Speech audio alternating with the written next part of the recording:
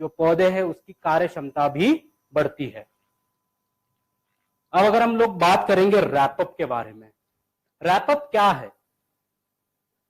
अगर हम लोग आज बात की जाए तो भारत में करीबन 56% किसानों को पता ही नहीं होता कि उनके खेतों में किसी भी तरह के कोई भी इन्फेक्शन आया है, और जब पता चलता है तब तक इतनी देर हो चुकी होती है कि उसको सॉल्व नहीं किया जा सकता, या फिर हमें बहुत ज्यादा मात्रा में इन केमिकल का इस्तेमाल करना पड़ता है।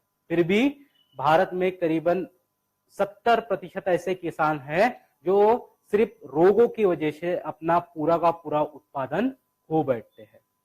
हम लोगों ने जब ये प्रोडक्ट बनाई तो हम लोगों ने बहुत सारी संस्थाओं के साथ में मिले बात की, ICAR हो गया, यहाँ की बहुत सारी नामांकित यूनिवर्सिटीज है उनमें गए, उनसे बात की, तो उनका कहना आया कि ये रोग हमेशा पहले स्टेज से ही हमारे खेतों में मौजूद होते हैं और तरह तरह के रोग हमारे खेतों में जो पौधे हैं उनको देते हैं।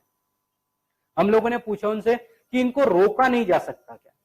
तो उनका बोलना है कि अगर हम लोग उनकी सुरक्षात्मक प्रणाली को शुरू कर सके तो शायद हम लोग इन रोगों को रोक सकते हैं। अगेन नेटसर्व हमेशा रिसर्च ओरिएंटेड ऑर्गेनाइजेशन है, हमेशा रिसर्च करता रहता है, हमेशा नई चीजों को ढूंढने में लगा रहता है। तो हम लोगों ने हमारे रिसर्च के बलबूते पे कुछ ऐसी चीजें ढूंढ के निकाली जो आपके पौधे की सुरक्षात्मक प्रणाली को शुरू कर देती है। अभी मेरा एक प्रश्न है कि हमारे पौधों को दिमाग होता है क्या? पौधों को दिमाग होता है क्या? तो हर कोई बोलता है कि नहीं होता, पर हम लोग कहते हैं कि पेड़ों को अपना एक समझ होती है। अगर आपने देखा होगा जब भी बहुत ज्यादा धूप होती है उस समय, जब समर्स आते हैं, जो धूप काला आता है, उस समय हर एक पेड़ अपना सारे के सारे पत्ते झड़ा देता है, नीचे गिरा देता है। अब ये क्यों होता है? क्योंकि पेड़ को पता होता है कि मेरे पास में सिर्फ पर्याप्त मात्रा में ही पानी उपलब्ध है जो मैं ये 3-4 महीने का समय निकाल सकता हूं, और उसके अगर मैं उस समय मेरे पत्ते रखूंगा तो इसमें से इवापोट्रांसपिरेशन यानी बाष्पीभवन होके सारा का सारा पानी निकल जाएगा और मेरे पास में पर्याप्त मात्रा में पानी नहीं बचेगा। तो पौधा अपनी सुरक्षात्मक प्रणाली शुरू कर देता है और वो पूरे पेड़ को बता देता है कि आप सारे के सारे पत्ते गिर जाओ, जैसे ही मेरे पास में पर्याप्त मात्रा में पानी आएगा मैं वापस आपको खिला लूंगा। तो इसे कहते हैं किसी भी पेड़ की पौधे की सुरक्षात्मक प्रणाली। रैपअप उसी तरह से काम करता है। जब आप रैपअप का स्प्रे करते हो तो सबसे पहली चीज ये क्या करता है, इसके अंदर से जो सेकेंडरी मेटाबोलाइट्स रिलीज होते हैं वो आपके पौधे की सुरक्षात्मक प्रणाली को शुरू कर देते हैं और आपके पौधे को बताते हैं कि आने वाले समय में आपको तरह तरह के फंगल इन्फेक्शन हो सकते हैं, फंगल प्रॉब्लम्स हो सकते हैं, जैसे पाउडरी मिल्ड्यू हो गया, डाउनी मिल्ड्यू हो गया, इसके प्रॉब्लम्स आ सकते हैं। तो इसको रिकवर कैसे किया जाए? तो पौधा अपनी खुद की ही सुरक्षात्मक प्रणाली को शुरू कर देता है और जिसकी वजह से वो इन्फेक्शन उसके अंदर जाने से उसको रोकने में मदद मिलती है। अभी एक मैं उदाहरण तौर पे बात करता हूं। हमारे घर में कितने लोग होते हैं? 5 से 6 लोग होते हैं। अगर किसी एक व्यक्ति को सर्दी हो गई तो सारे के सारे लोगों को सर्दी हो जाती है क्या? तो नहीं, कोई तो भी 1-2 ऐसे व्यक्ति होते हैं जिनको ये प्रॉब्लम नहीं होता, क्योंकि उनकी सुरक्षात्मक प्रणाली अच्छी होती है। अगर हम लोग पहले से रैपअप का इस्तेमाल करते हैं तो हमें देखने मिलता है अगर हमारे बाजू के खेत में भी अगर कोई इन्फेक्शन आ गया तो भी वो हमारे खेतों तक नहीं आ पाता, क्योंकि हमारे पौधे उतने सक्षम हुए होते हैं। तो रैपअप इस तरह से काम करता है। अभी मेरा जो सबसे बड़ा प्रॉब्लम है कि कोई भी फंगल इन्फेक्शन होता कैसे है, तो हम लोग देखते हैं कोई भी अगर पत्ता है उसके ऊपर कोई कीड़ा आके खाना शुरू कर दिया तो क्या होगा, वहां पे एक गड्ढा तैयार हो जाता है, एक पंचर हो जाता है और उसमें से सारा का सारा द्रावण बाहर आता है, जिसे हम लोग सेल सैप कहते हैं। अब ये सेल सैप क्या होता है कि हमारे निसर्ग में तरह तरह के फंगस मौजूद है, वो उसके ऊपर आके बैठ जाते हैं और पूरे पौधे को विदिन 24 घंटे के अंदर ये फंगल इन्फेक्शन की शुरुआत हो जाती है और एक बार वो उनके पूरे प्रणाली में चला गया तो उस पौधे को रिकवर करने में बहुत ज्यादा टाइम लगता है या फिर वो रिकवर अच्छे से नहीं हो पाता और हमारा जो होने वाला उत्पादन है उसकी क्वालिटी खराब हो जाती है। तो रैपअप क्या करता है, जब आप रैपअप का इस्तेमाल करते हो तो ये पत्तों के ऊपर अपनी एक सुरक्षात्मक शील्ड तैयार कर देता है, एक परत बना देता है, और अगर कोई इंसेक्ट वहां पे खाता है तो उसके ऊपर ये परत मौजूद रहती है, जिसकी वजह से कोई भी फंगस उसके ऊपर ग्रो नहीं हो पाता, वो सेल से आपके कांटेक्ट में नहीं आता। उसके साथ ही ये क्या करता है, जितने भी फंगस के स्पोर्स होते हैं, जितने भी उसके अंडे होते हैं, ये उसी को खाकर अपने आप को बढ़ाता है।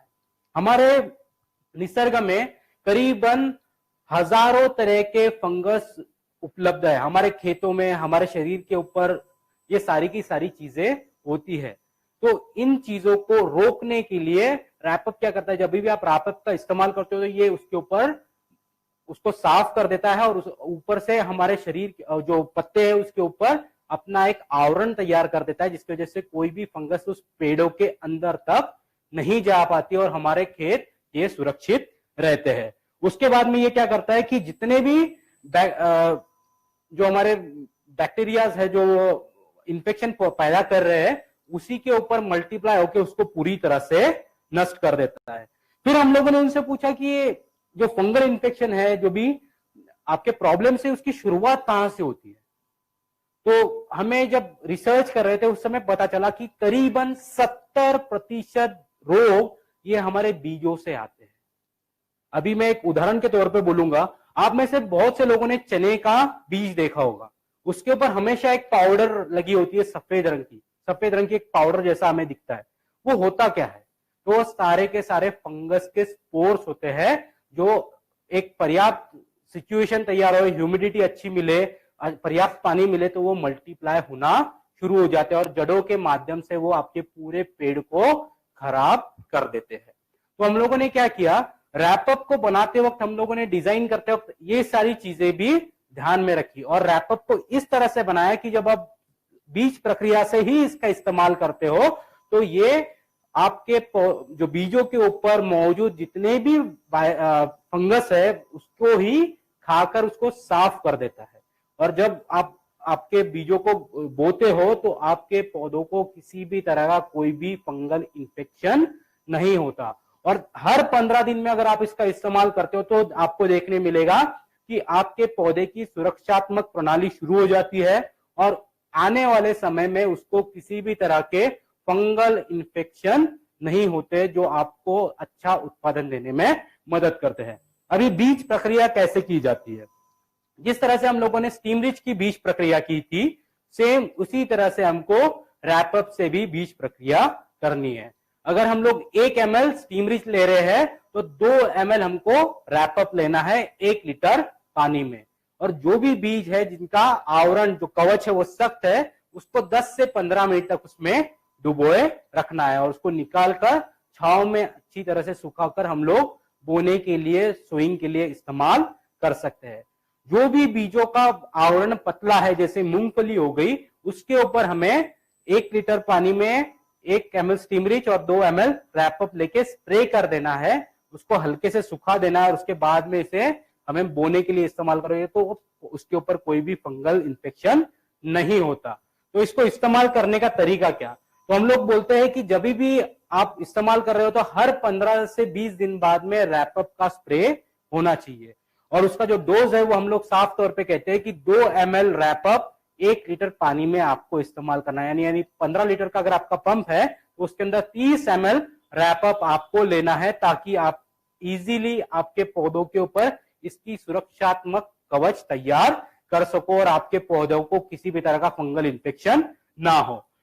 साथ में रैपअप इस्तेमाल करते वक्त 2 चीजों का हमेशा ध्यान रखना है, और वो क्या, बहुत बार ये प्रश्न आता है, सर रैपअप और शेत एक साथ में मिलाकर यूज कर सकते हैं, तो नहीं। रैपअप और शेत की जितनी भी जीवात है, मित्र जीवात है, वो एक ही प्रजाति की होने की वजह से अगर हम लोग इसको मिक्स कर देंगे तो ये अच्छी तरह से काम नहीं कर पाती। ये दोनों आपस में ही लड़ती रहती है कि मैं काम करूं या फिर मैं काम करूं, जिसकी वजह से आपको अच्छे रिजल्ट नहीं मिलते। तो हम लोग साफ तौर पे कहते हैं कि जब भी आप रैपअप का इस्तेमाल करना हो तो आप छेद उसके साथ में ना मिलाए या फिर उसको अलग से इस्तेमाल करें ताकि आपको ज्यादा अच्छे रिजल्ट मिले। उसके बाद में पॉइंट नंबर 2, रैपअप इस्तेमाल करने के बाद में एटलीस्ट कम से कम 24 घंटे के लिए किसी भी तरह का कोई भी केमिकल का इस्तेमाल नहीं करना है, क्योंकि अगर आप कोई भी केमिकल का इस्तेमाल करोगे तो ये वापस से मित्र जीवात है, लिविंग ऑर्गेनिजम्स है, जो मल्टीप्लाई होने में प्रॉब्लम हो सकता है। तो हम लोग कहते हैं या फिर जो पूरा आवरण तैयार होना चाहिए वो अच्छे से नहीं हो पाता। तो अगर आप रैपअप को इस्तेमाल कर रहे हो तो हमेशा से ध्यान रखना है एटलीस्ट 24 घंटे तक किसी भी तरह का कोई भी केमिकल हमें इस्तेमाल नहीं करना है। उसके बाद में हम लोगों ने ये सारी जो प्रोडक्ट देखते हैं, तो आज सबसे बड़ा